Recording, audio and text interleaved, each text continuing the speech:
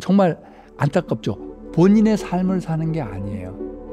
타인에게 인정받으려고 사는 건 정말 불행한 삶이에요. 타인 존중도 안 되고 자기 존중도 안 돼요. 어려서부터 자기 비하, 자기 비난, 나 깎아내리는 것만 배워요. 내가 나를 진심으로 존중하게 되면 타인의 시선이나 평가에 얽매이지 않게 돼요.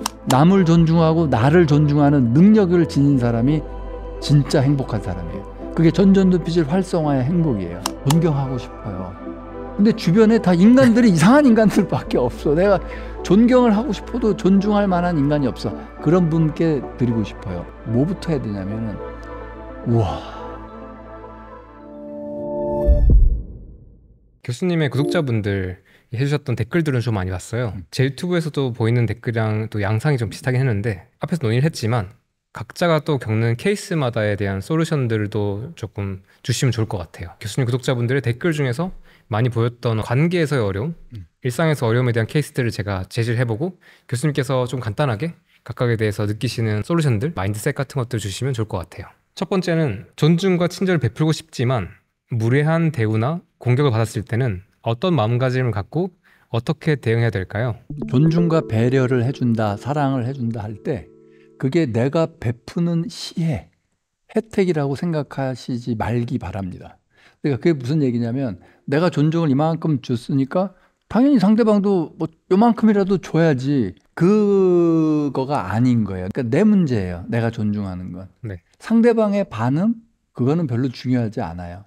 근데 내가 좀 잘하려고 그래. 내가 잘하려고 그러는데 이 사람들이 진짜 나한테 못되게 굴어. 그럼 진짜 못되게 굴면 잘하려고 하지도 말고 되도록이면 도망 다니는 게 좋겠죠. 아니 이렇게 만나면 네. 자꾸 나오면 내 편도체가 지금 완전히 안정화돼 있다면 나를 공격해 오는 사람도 그래 공격하려면 해라 라고 넘어갈 수 있지만 아직 그런 단계가 아니라면 되도록이면 피하는 게 낫죠. 되도록이면. 근데 뭐 피할 수 없는 경우도 있겠죠. 뭐 가족이라든지 직장 상사라든지 막 이런 어려운 상황에 뭐 직장 상사가 포원을 하거나 뭐 예를 들어서 배우자가 포원을 할 때 이게 더 이상 대화로 안 될 수도 있지 않습니까? 그러면 이제 나 혼자 포기하고 나 혼자 마음의 안정을 찾아 할 수 없지 이렇게 좀 정리를 하는 게 좋을 것 같아요. 진짜 그 다음에 어떤 선을 넘는다. 이거는 인격적인 모욕이라든지 그야말로 폭행에 가까운 그런 언사다. 그거는 제도적인 그런 걸 이용해서 제재를 가하든지 그렇게 해야 되겠죠. 다만 예를 들면 어디다 신고를 한다든지 뭐 고발을 한다든지 이걸 해야 되는데 다만 그런 과정에 있어서 나의 편도체가 활성화되지 않게 내가 화가 나서 부글부글 끓으면서 복수심으로 고발하고 이런 건 아니게 그 역시 침착하고 차분하게 즐거운 마음으로 고발 이렇게 그러니까 나는 전도 고발할 수 활성화시키고 있다. 난 그래서 전전두피질 활성화를 잘 되게 그래서 문제 해결을 하는 방향으로 가야겠죠. 그거를 참기도 힘든데 이건 내가 감내해야 돼 막 참고 그럼 편도체 점점 더 활성화되고 억누르고 그러면 건강에 해롭습니다. 다 우리가 건강하고 행복하자고 하는 일이니까 피할 수 있으면 되도록 피하고 어느 선을 넘었으면 그건 조치를 취하고 그런 모든 과정에서 내 편도체가 활성화되거나 내 부정적 감정이 많이 발동이 되지 않도록 물론 기분 좋을 수는 없겠죠. 하지만 지나치게 괴롭거나 감정적으로 부정적으로 흐르지 않게 하시면 되겠습니다. 네, 좋습니다. 두 번째는 존중을 경험해 본 적이 없어서 그런지 존중을 어떻게 해야 되는 건지 잘 모르겠습니다. 사람을 고귀하게 여기고 소중하게 대한다는 게 어떻게 대한다는 건가요? 당연한 질문입니다. 사람을 존중한다는 게 뭐냐? 난 존중 받아본 적도 없고 존중해 본 적도 없다. 그게 현대사회의 특징입니다. 예를 들어서 사랑과 존중이 인간관계의 두 축이거든요. 사랑에 대해서는 많이 얘기해요. 그리고 실제로 뭐 자기야 사랑해 뭐 이러다 결혼하기도 하고 연속곡 보면 사랑 고백 서로 많이 해요. 근데 존중의 커뮤니케이션은 연속곡이나 영화에서 찾아보기 어려워요. 갑자기 어떤 사람이 겸님 존중합니다. 뭐 이런 거는 우리가 살면서 들어보기가 어려워요. 그래서 그런 학습이 우리한테 안 돼 있는 거예요. 타인 존중도 안 되고 자기 존중도 안 돼요. 어려서부터 계속 너는 뭐가 잘못됐어. 그러니까 자기 비하, 자기 비난, 나 깎아내리는 것만 배워요. 난 이게 문제고, 난 이거 봐, 난 또 이게 안 되고. 나 비하, 나 깎아내리는 그거가 있는 사람은 그걸 그대로 타인에게 해요. 그래서 타인 깎아내리고 쟨 저게 문제고 이게 문제고 이거를 하고 있는 거죠. 그래서 지금 존중이라는 건 모델을 찾기도 어렵고 그래요. 그래서 제가 굉장히 강조하는 게 사랑과 존중 두 축인데 제가 학교 수업하거나 아니면 어디 대기업 가서 훈련해주고 마음 근력 훈련해주고 야구 선수들 뭐 훈련하고 양궁 선수들도 했고 이게 뭐냐면 존중 훈련이에요. 일상생활에서 지금 현대사회에서 이게 사라져 버렸거든요. 존중 훈련을 한다. 그러면 존중하는 마음이 어떤 건지를 느껴보려면 뭐부터 해야 되냐면은 우와 대단하다 하는 그 느낌을 강화시키는 훈련부터 해야 돼요. 대표적인 게 그걸 영어로는 O experience라고 합니다. AWE 오, 와 이런 걸 언제 느끼는 거냐면 대자연을 볼 때 느끼는 겁니다. 그래서 경의를 느끼는 경외감, 경외심. 네, 경외심. 그래서 경외심이라는 건 뭐냐면 내의 주어진 삶을 훌쩍 뛰어넘는 어떤 경험이에요. 예를 들어서 사막에 가보셨어요? 사막의 밤하늘에서 맑은 날 별을 본 적이 있나요? 그거는 경외심 외에는 표현이 안 돼요. 이 서울 하늘에서 시커멓고 우중충 하늘에 희미한 별 몇 개 여기 한두 개씩 이렇게 떠 있을까 말까 하는 게 아니라 네. 까만 하늘에 하얀 별이 뿌려져 있는 게 아니라 맞아요. 까만 바탕이 안 보일 정도예요. 별이 꽉 차 있어요. 너무나 꽉 차 있기 때문에 바로 쏟아져 내릴 것 같이 무시무시한 느낌도 들어요. 그 하늘을 딱 바라다 보면 우리는 뭘 느끼게 되냐면 경외심을. 그러니까 그거를 영어로 표현하자면 larger than life. 내 삶 자체보다 더 큰 경험. 와, 이걸 느끼게 되죠. 그럼 사막까지 가야 되냐? 아니, 사막까지 굳이 안 가도 바닷가만 가도 돼요. 망망대해를 받아볼 때. 그 다음에 산에 올라가서 좀 좋은 산 가보세요. 지리산 이렇게. 그래서 노고단부터 천왕봉까지 종주하는 그런 길. 그러면 양쪽으로 구름이 흘러가면서 첩첩산중 끝에 이쪽도 산봉우리 저쪽도 산산물 그거를 가운데로 구름이 지나가는데 이렇게 쫙 지나가면 정말 경외심이 느껴져요. 그런 그 자연에 대한 경외심 훈련을 자꾸 느끼도록 하는 거예요. 편도체 활성화되죠? 그러면 아무리 사막 가서 별 봐도 이게 뭐야? 별이 많네. 아무리 지리산 종주를 해도 이게 뭐야? 산봉우리가 많네. 어디 가서 쉬지 빨리. 이거밖에 안 돼요. 그게 이 경외심을 느낀다는 게 어떻게 보면 상당히 전전두피질 활성화되는 그런 거예요. 우리가 자유로워지는. 그래서 어떤 틀에 얽매이지 않는 와, 이 대자연을 보는 안나푸르나 이런 산 앞에 와 이런 거를 볼 때 아니면 설악산 가도 돼요. 그래서 그런 자연 아니면은 사실은 이거 다 너무 거창해. 무슨 안나푸르나고 뭐 설악산이야. 그거 필요 없어요. 그냥 요새 막 비 많이 오고 장마 지잖아요. 그러면 그냥 하늘에 구름을 보세요. 그것도 대단해요. 어떻게 보면 너무나 신기해요. 이렇게 보고 있을 때 하늘에 구름이 확 지나 너무나 장엄하고 멋있는 광경이에요. 저는 한강공원에 존투 트레이닝 하러 조깅을 많이 하잖아요. 그러면 이 저녁 노을이 지고 이럴 때 아름다운 구름과 이게 쫙 지나가는데 아무도 하늘을 안 봐요. 맞아요. 난 그거 너무 신기해요. 저 엄청난 지금 광경이 벌어지고 있는데 왜 아무도 하늘을 안 보지? 저게 대단한데 그걸 보고 그래서 편도체가 활성화돼서 예전에 쓴 글이 있는데 여러분 이건 드리고 싶은 말씀이에요. 뭐냐면 하늘만 보고 살 수는 없어요. 하늘만 보고 살 수는 없지만 하늘도 안 보고 살 수는 더욱 없어요. 가끔 하늘을 보는 삶을 살아야 돼요. 그게 우리 일상, 우리 삶의 경계를 팍 넘어서는 거예요. 와, 달을 봐도 되고 저녁 노을을 봐도 돼요. 태양은 너무 밝으니까 그렇고 그 하늘이라도 자주 보세요. 그러면 이제 때때로 이게 구름이 지나가면 파란 하늘에 흰 구름 지나가고 와, 그걸로 충분해요. 그게 경외심이에요. 그러면 나의 일상을 넘어서는 어떤 경외심을 느끼는 와, 이 하늘 볼 때 그 마음, 와, 그냥 대단하다는 말을 넘어서는 거죠. 와, 하는 마음을 어떤 사람을 볼 때 생기면 그게 존중심이에요.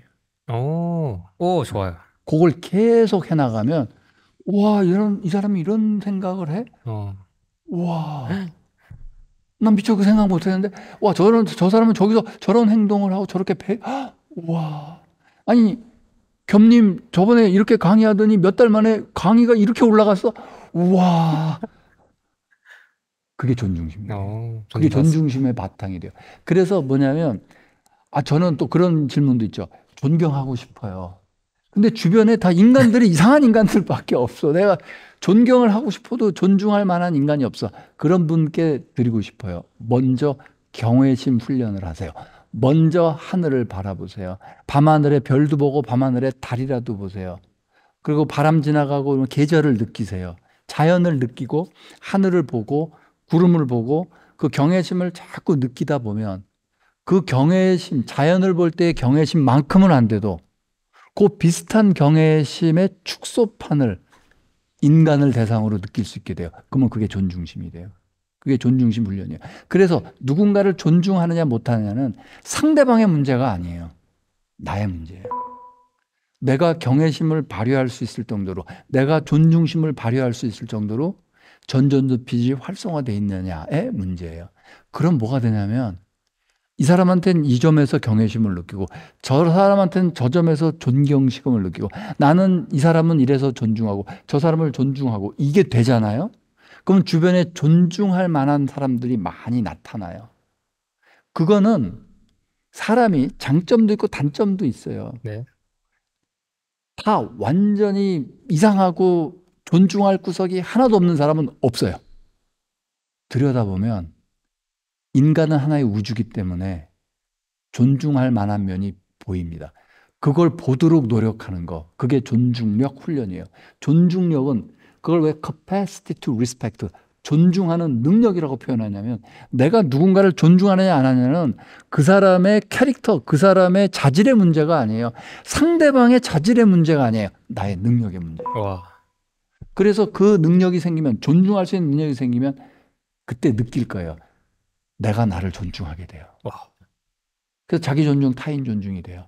그게 자기 긍정, 타인 6가지 있다고 그랬잖아요. 용서, 연민, 사랑, 수용, 감사, 존중. 궁극이 이거예요. 존중. 이게 자기 존중, 타인 존중, 전전두피질 활성화 훈련의 최고봉이에요. 이 존중을 한다는 게. 어려운 거네요. 아니, 제일 강력하다는 뜻에서 최고봉이에요. 그렇게 어렵지 않아요. 자꾸 지나가다 하늘만 보면 돼요. 일단 하늘 보면서 와 멋있다 이거 하면 돼요. 그거 하다 보면 떨어지는 나뭇잎 하나에서도 경외심을 느낄 수 있게 돼요. 우리 이 자연물 하나하나에서도 경외심을 느끼게 돼요. 어떤 대자연의 섭리를 느끼게 돼요. 종교 있으신 분은 그게 곧 신의 섭리예요. 종교 없으신 분은 그냥 대자연의 섭리여도 좋아요. 그 경외심을 계속 느끼면 사람이 단단해지고 자기 존중을 하게 돼요. 그럼 어떻게 돼요? 전전두피질 활성화되군요. 그럼 제가 보장합니다. 내가 그 정도 존중력이 생긴다. 주변 사람이 존중할 사람이 많이 늘어나고 내가 나도 존중한다. 존중력이 생기면 아주 확실하게 말씀드릴 수 있습니다. 행복해지실 거예요. 남을 존중하고 나를 존중하는 능력을 지닌 사람이 진짜 행복한 사람이에요. 그게 전전두피질 활성화의 행복이에요. 그래서 꼭 그 훈련을 하시기 바랍니다. 이게 좀 더 자세하게 알고 싶어. 그러면 내면소통 책 10장에 존중 파트에 이 얘기 자세하게 나와 있습니다. 내면소통 옆에 놔두고 보셔야 되겠네요. 이거 너무 또 책 광고하는 것 같기도 한데. 예. 인정 중독, 애정 결핍 있는 분들에 대한 이야기를 하셨잖아요. 이런 분들이 사실 뭔가 사랑받지 못한 기억 인정 때문에 중독하고 애정 결핍은 조금 다른 얘기긴 해요. 어쨌든. 네. 그럼 각각에 대해서 이런 걸 가지고 있는 분들이 알아챘을 때 어떤 방식으로 현재 상황을 낫게 만들 수 있을까요? 자, 인정 중독 낫게 하는 법, 애정 결핍 낫게 하는 법. 여기서 한 가지 애정 결핍부터 잠깐 먼저 얘기해 봅시다. 애정 결핍 할 때 애정 결핍은 사랑을 받지 못한 문제인가요? 아니면 사랑을 하지 못하는 문제인가요? 제가 애정 결핍이야. 이거 무슨 뜻이죠? 표면적으로는 이제 받지 못해서 그렇겠죠. 근데 이제 사랑도 못하는 상황이겠죠. 그렇죠. 받은 적이 없으니 한 적이 없다 이런 얘기겠죠. 그런데 인간은 이것도 로버트 세폴스키 교수의 얘기예요. 불가능할수록 더하는 놀라운 능력을 지닌 그게 동물과의 차이라고 해요. 이분은 동물 생물학자이기 때문에 영장류도 연구하고 인간과 동물이 얼마나 비슷한지 뭐 웬만한 동물 포유류 다 편도체 갖고 있고 코르티솔 스트레스 호르몬도 다 똑같아요. 개나 쥐나 사람이나 다 똑같아요. 그럼 인간과 동물의 차이가 뭐냐? 불가능한데 해요. 할 수 있을 거예요. 예를 들면 사랑을 받은 적이 없는데 사랑을 할 수 있어요. 전혀 못 받아면 굉장히 어렵지만 그래도 할 수 있어요. 또는 그 세폴스키 교수가 얘기하는 건 도저히 사랑할 수 없는 흉악범이에요. 심지어 연쇄살인범. impossible to love. 사랑할 수 없는 존재. 네. 그렇기 때문에 그러한 사람을 더 사랑해야 된다고 봉사하는 수녀님 얘기가 나와요. 이건 어느 동물 행동학이나 이런 데서 찾아볼 수가 없는 거예요. 보통 받은 만큼 주고 tit for tat이라고 하죠. 이게 거래 이런 건 동물에 많아요. 눈에는 눈. 네, 눈에는 그건 동물에 많아요. 내 새끼 괴롭히면 어미가 상대방 어미를 괴롭히거나 새끼를 괴롭히거나 이걸 해요. 가족 관계도 다 알고 동물들도 그거 다 알아요. 근데 정말 희생적인 사랑, 자기 결단에 바탕을 둔 사랑할 수 있는 능력, 이건 인간만이 가질 수 있는 거고 인간의 특성이라고 생각해요. 그래서 애정 결핍이 문제면은 어렸을 때 사랑을 못 받았어요. 지금 와서 어떻게 해요? 할 수 있는 게 없어요. 어떻게 해야 돼요? 지금부터 나는 사랑을 못 받았음에도 불구하고 내 주변에 있는 모든 사람을 사랑하는 사람이 되겠다. 내가 사랑을 못 받았으니 내가 똑같이 나눠줄 거야. 그거는 악당들 나오는 할리우드 영화에나 나오는 얘기고 그거 말고 내가 여기서 끊겠다. 내가 사랑을 못 받았지만 내 결단으로 나는 내 주변 사람에게 사랑을 주는 사람이 되겠다. 그게 나의 행복을 위한 거고 그게 내가 나를 사랑하는 방법이고 하겠다. 그래서 애정 결핍이 문제이신 분은 어떻게 하면 내가 더 주변 사람에게 사랑을 나눠줄 수 있을까? 그거를 노력해 보시기 바랍니다. 그게 말이 쉽지 어떻게 하라고요? 그게 말이 돼요? 말이 어렵죠. 그러면 어떻게 하냐는 내면 소통 10장에 그 사랑 편에 보면 그 부분에 잘 나와 있습니다. 그리고 이걸 하는 어떤 커리큘럼이 존재한다고 치면 코र्스가 있다고 치면 편도체 안정화도 해야 될 거고 용서, 연민, 사랑, 감사, 존중의 단계를 쭉 하긴 해야 되겠네요. 네, 용서와 연민을 하면 사랑하는 능력이 많이 올라옵니다. 먼저 용서부터. 예를 들면 부모가 가정폭력이 있거나 부모가 좀 문제 있었다면 또 많은 분들이 그러시겠지만 용서하지 않고 하는 건 또 쉽지 않을 수도 있겠다. 그래서 용서를 한다는 게 화해를 하라는 뜻은 아니고요. 다시 한번 얘기하지만 그리고 용서를 한다는 건 마음적으로 복수심에 불타는 분노, resentment라고 하는데 그거를 가라앉히는 거예요. 내가 당한 대로 해주겠어라는 복수심. 그 복수심을 하지 않는 거 그걸 아힘사라고 그래요. 인도 요가 용어죠. 아힘사를 영어로 번역하면 non-violence, 비폭력이 돼요. 마하트마 간디가 한 게 그 아힘사예요. 그걸 비폭력주의라고 하죠. 그게 뭐냐면 내가 어떤 경험을 한 거와 상관없이 나는 내 주변 사람 이 세상에 어떠한 해악도 끼치지 않겠다. 말로든 마음으로든 그 상태에 가야 돼요. 그게 용서예요. 그래서 그 용서를 하고 그러면 부모님이 나를 어렸을 때 때리고 괴롭혔어요. 그럼 알코올 중독이었을까? 어떤 상태였을까? 보통 자기 가족을 때리잖아요. 폭력하잖아요. 그러면 그 때리는 사람은 엄청 편도체가 활성화되어 있을 가능성이 커요. 그게 스트레스 트랜지션 현상이라고 그래요.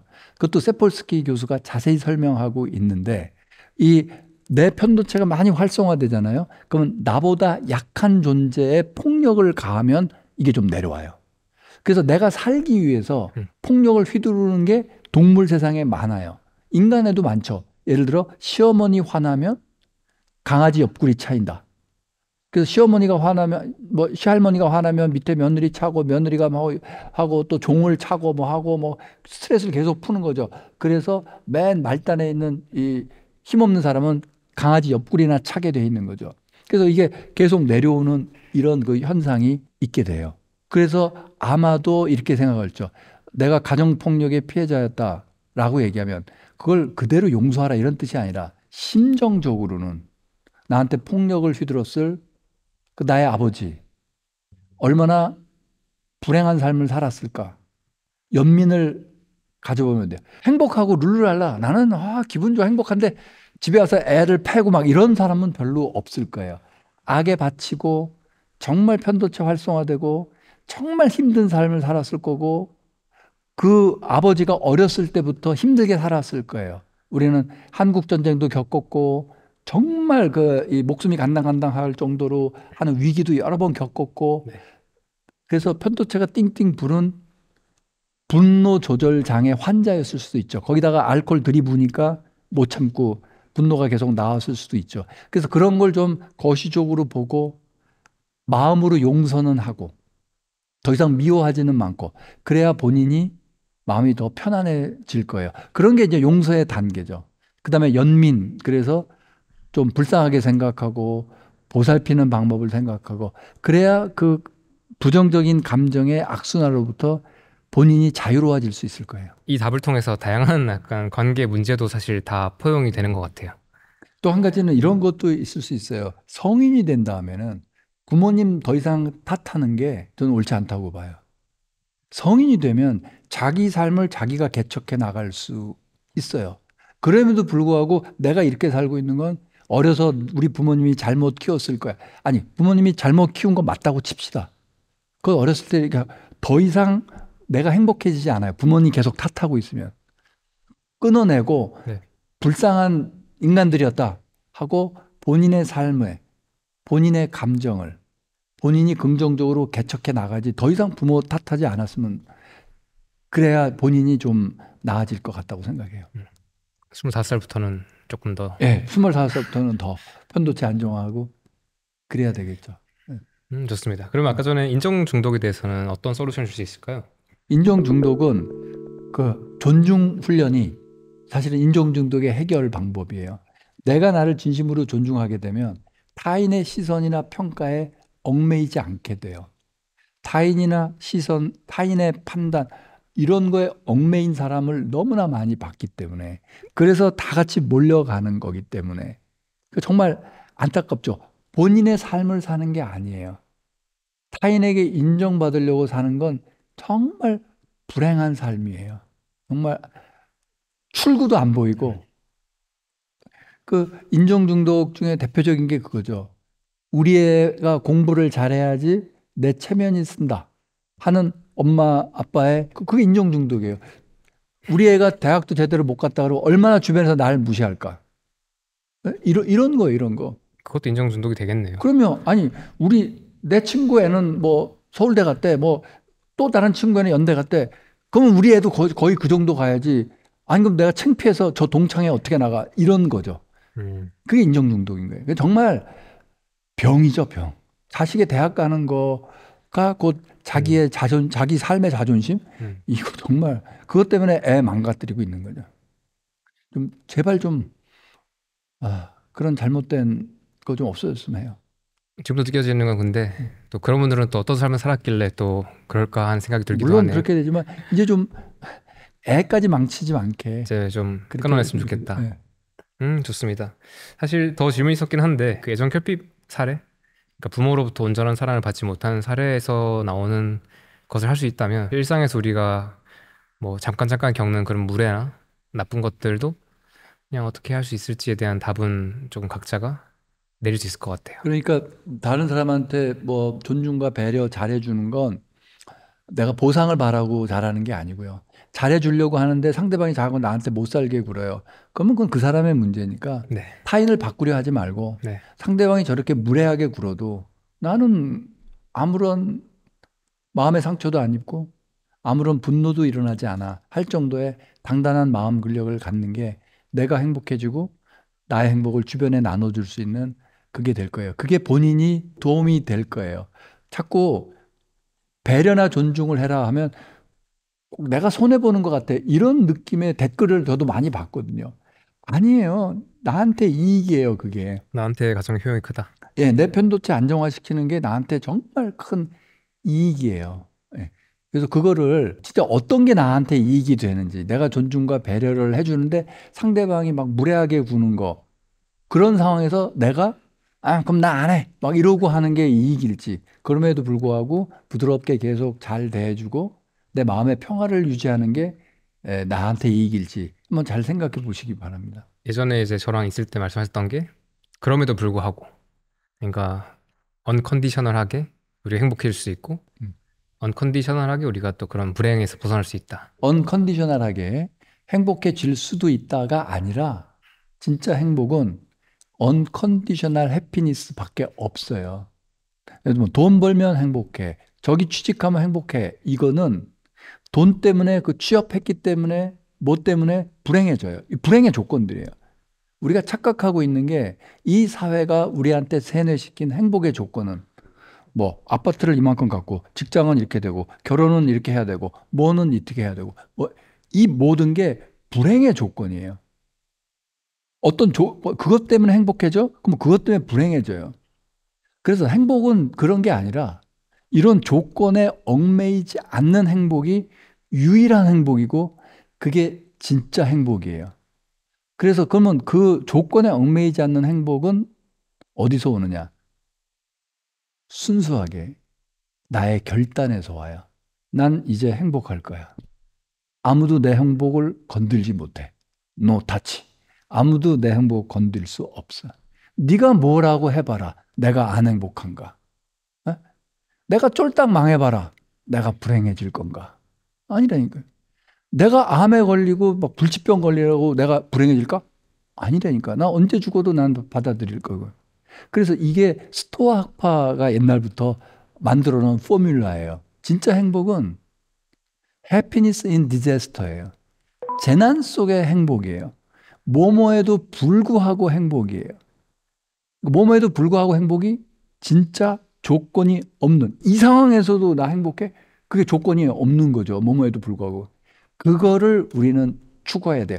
그게 좋은 행복이 아니라 유일한 진짜 행복이에요. 나의 결단에 따른 그래서 언컨디셔널하기 때문에 내 삶의 조건이 어떻게 펼쳐져도 나는 행복해요.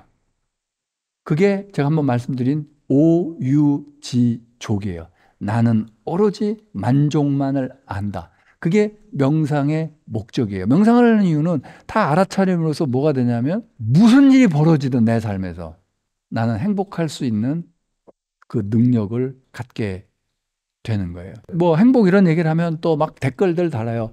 교수님은 뭐 좋은 집에 태어나서 뭐 평생 뭐 잘 먹고 잘 사고 뭐 유학도 갔다 오고 뭐 이래서 이렇게 아니요. 저 자신 있게 얘기할 수 있어요.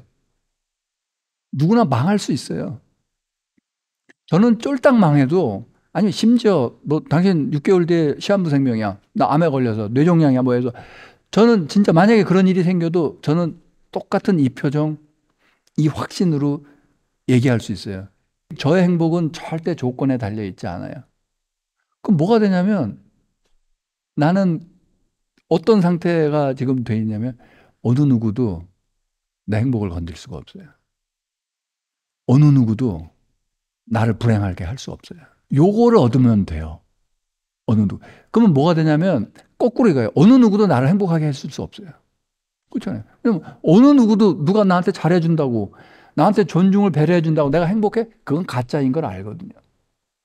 어느 누구도 나한테 잘해주든 어느 누구도 나를 다 온 세상이 비난하든 I don't care. 크리슈나 무르티가 얘기했듯이 whatever happens 무슨 일이 생겨도 I'm okay. 요거가 unconditional happiness예요. 아까 그 부정적인 댓글 얘기하셨잖아요. 막 악플 달리고 이런 네. 거. 교수님한테 네.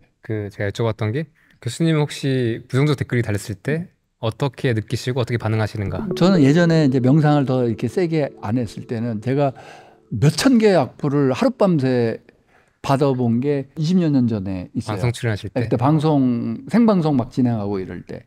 하룻밤에 게시판에 그래서 그날 이제 요즘처럼 장마 비 오는 날에 망연자실해서 난 최선을 다해서 했는데 온 세상이 나를 미워하는.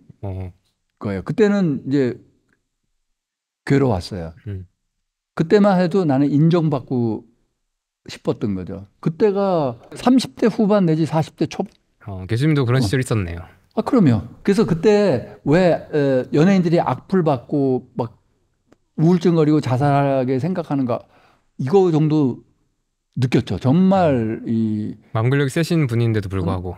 그때는 지금만큼 세지는 않았을 거예요. 그때는 지금보다 훨씬 더 집착이 많았고 그때는 굉장히 성격이 깐깐한 성격 날카로운 못돼 먹은 교수였고 막 뭐 저기 잘못해 오면 학생들한테 이걸 논문이라고 써왔냐라고 집어 던지기까지 하고 진짜요? 네, 네. 오. 그래서 솔직하게 공유해줘서 고맙습니다. 솔직히 공경이라 저 옛날 모습 왜냐하면 그런 모습을 본 사람들이 많이 있으니까요. 근데 지금은 많이 달라졌죠.